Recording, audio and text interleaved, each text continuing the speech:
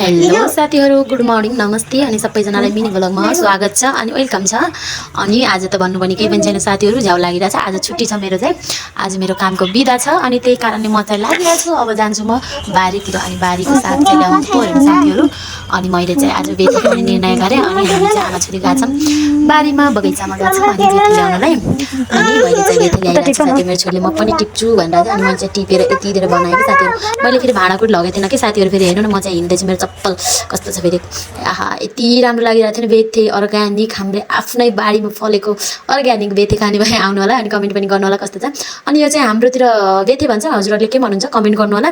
हाम्रोतिर चाहिँ बेथे नै भन्छ, हजुरहरूले के भन्नुहुन्छ कमेन्ट गर्नु ल। म चाहिँ देखाउँदैछु, मैले चाहिँ भर्खर टिपे ल्याएँ नि त। अब अर्ग्यानिक अब गएर धोइ पखाल गर्नुपर्छ घर लगेर। फाइनली म चाहिँ घर पुगिसकेको छु अनि घर चाहिँ नजिकै छ नि त। म चाहिँ घर गएर अनि धोइ पखाल गरेर राखिसकेको छु। उसलाई सफा पनि त गर्नु पर्यो अनि अब यसलाई चाहिँ पकाउने निर्णय गर्नुपर्ने हुन्छ, यसलाई पकाउनु पनि पर्ने हुन्छ। अनि मैले चाहिँ यसलाई धोएर राखिसकेको छु, हेर्नु भनेर हजुरहरूलाई देखाउँदैछु। अनि अब हुन्छ नि त, अब मतलब यस्तो आएको साथीहरू, अब यो पाकिसकेर यस्तो भएछ है। अब हुन्छ नि परदेशको ठाउँमा बसेर नि अब गाउँघरको जस्तै खाना सब्जी खान पाएपछि मन कति खुसी हुन्छ भनेर हजुरलाई थाहै छैन है। अनि म चाहिँ अब यसलाई झान्नुपर्ने हुन्छ, यसलाई झान्नको लागि गर्दैछु। अनि साथीहरू अर्को काम पनि त गर्नु पर्यो, एउटै काम गरेर पनि हुँदैन। अनि म चाहिँ लागिरहेको छु कपडा धुन। अनि साथीहरू हामी आएको बेलाबाट चाहिँ हामीहरूले नेपालको जस्तै खाना खान्छौँ क्या।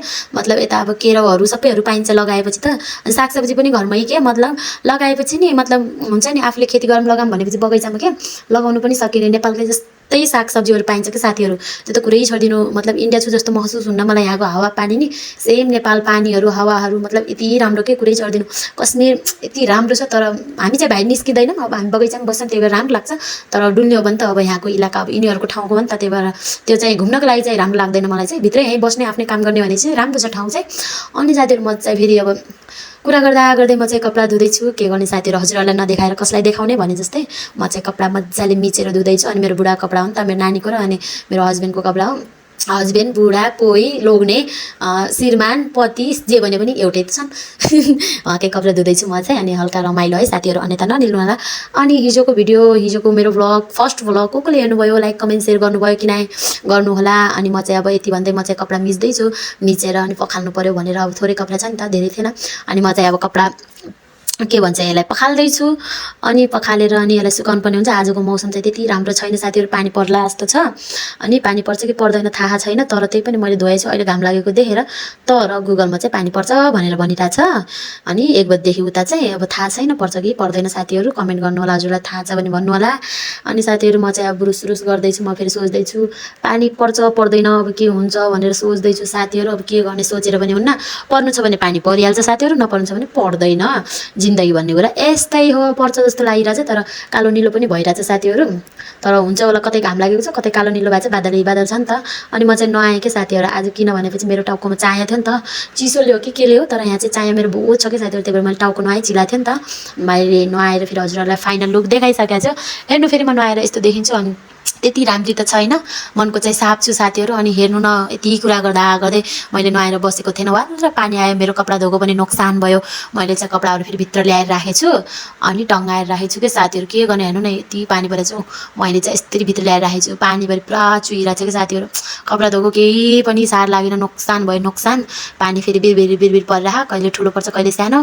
हामीहरू चाहिँ अल्छी मानेर यहाँ चाहिँ बसेछौँ फेरि। यति झ्याउला छ साथीहरू। अब पानी परेपछि सुत्ने हो भने मलाई निद लाग्दैन, अनि मोबाइल धेरै थिच्ने हो भने निद लाग्छ।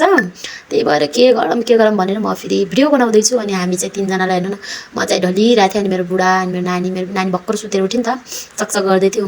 हाम्रो फ्यामिली आयो साथीहरू, हाम्रो फ्यामिलीलाई धेरै माया गर्नु होला है। यति धेरै माया गर्नु कि म पागल भइजाउँ, त्यति माया गर्नु होला सबैले हाम्रो फ्यामिलीलाई चाहिँ। हाम्रो फ्यामिली यस्तै छ फेरि, हामी यस्तै तरिकाले सोच्छौँ। मेरो बुढाले फेरि हेर्दै हुनुहुन्छ क्या, मेरो छोरीले फेरि हेरिरहेको छ, कस्तो गरिरहेको छ कि फेरि नखरा यति गर्छ उसले। फेरि मैले बनाएको भिडियोमा ऊ चाहिँ देखिनै पर्छ क्या साथीहरू, ऊ नदेखेसम्म हुँदैन, ऊ नाच्नै लागिहाल्यो। नाच्ने भने चाहिँ उसको त फेरि कुरै छोडिदिनु साथीहरू। बल्ल साथीहरू यहाँ त हेर्नु न, जो ठुलो पानी परेर चाहिँ मैले बिदाएँ भन्ने सोचेँ थिएँ, अझ ठुलो पानी परेछ साथीहरू। हेर्नु न, बाहिर यति किचड भइसकेको छ, पानी जमिसकेको छ भनेपछि त पानी ठुलो पर्छ जस्तो छ, अझै परिरहेछ। अघि नबाट परेको पानी हेर्नु न, हाम्रो ढोक्कासम्म आइसकेको छ पानी परेर साथीहरू। अनि पानी चाहिँ परिरहेछ। अनि बुढाले भन्नुभयो आज चिसो चिसो मौसममा चिसो चिसो खानुपर्छ भनेर। अनि मेरो बुढाले चाहिँ डिउ लिएर आउनुभएको थियो अनि दोकान गएर। अनि हामीले चाहिँ डिउ पनि खाँदैछौँ, कुरकुरा खाँदैछौँ। हाम्रो त यस्तै छ साथीहरू, जेमा पनि चिसो चिसो खाने खोज्छौँ कि हामी।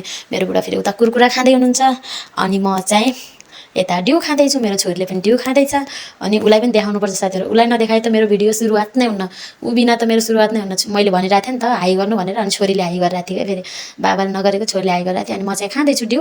हजुरहरूले चिसो चिसो मौसममा तातो तातो खानुहुन्छ होला, हामीले चाहिँ तातो तातो चिया त खाइसक्यौँ। तर अब हाम्रो चाहिँ डिउ खानु तालियो साथीहरू। अनि आज चाहिँ ढिलो लाग्यो जस्तो भएको, त्यही पनि भिडियो त बनाउनु पऱ्यो हजुरहरूको लागि। अनि यस्तो कुरकुरा कोले खान्छ, म त खाँदैन, मेरो दाँत दुख्छ साथीहरू, म खाँदिनँ यस्तो। त्यही पनि हल्का ट्राई गरेको मात्रै, मलाई चाहिँ धेरै यस्तो खान मन लाग्दैन। मैले खाने भनेको त अर्कोवाला हुन्छ नि कुरकुरा के, यो कुरकुरा अर्कै थियो, अर्कोवाला कुरकुरा खान्छु मैले चाहिँ। यसले चाहिँ मेरो दाँत दुख्छ साथीहरू। अनि म चाहिँ डिउ खाँदैछु।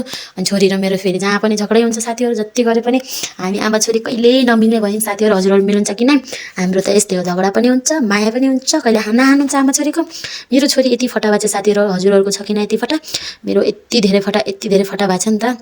अनि यति भन्दै अब के गर्ने, धेरै भिडियो लामो बनाउनु पनि भएन, भ्लगलाई धेरै लम्ब्याउनु पनि हुँदैन। यति भन्दै म चाहिँ बिदा लिन्छु। हस् त, बाई बाई। नेक्स्ट भ्लगमा भेट्नुपर्छ अनि नेक्स्ट भिडियोमा पनि भेट्नुपर्छ। अनि म बाई बाई भन्छु। हजुरहरू साथ सपोर्ट सधैँ गर्नु होला, अनि म पनि हजुरहरूलाई गर्नेछु। अनि अरू त भन्ने केही पनि छैन साथीहरू, सपोर्ट सधैँ गर्नु होला, माया सधैँ गर्नु होला। यति भन्दै म चाहिँ यस भिडियो मार्फतबाट म चाहिँ बिदा लिन्छु, आजको लागि बिदा लिन्छु। भोलि त हामी भोलि भेट्ने नै छौँ अवश्य। लाइक कमेन्ट सेयर गर्न नबिर्सनु होला। बाई।